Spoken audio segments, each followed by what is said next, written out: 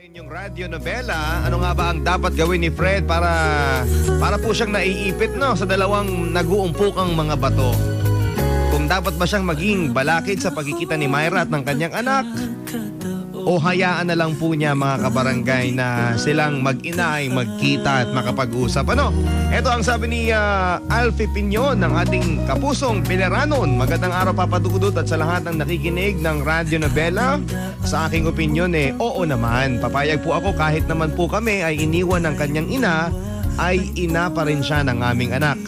Balik-balik ta rin mo man ang mundo, siya pa rin ang nagluwal at nagdala ng 9 na buwan at hindi biro yon. Karapatan din ng bawat bata ang makilala at makita ang kanilang mga magulang dahil for the first place, ang bata ay walang kinalaman.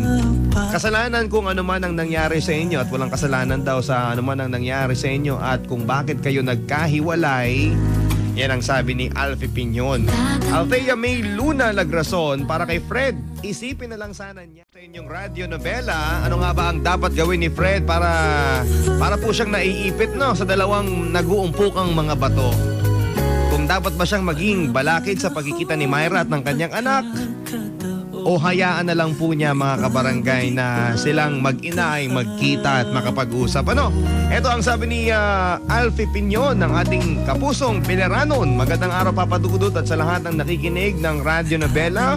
Sa aking opinyon oo naman. Papayag po ako kahit naman po kami ay iniwan ng kanyang ina, ay ina pa rin siya ng aming anak.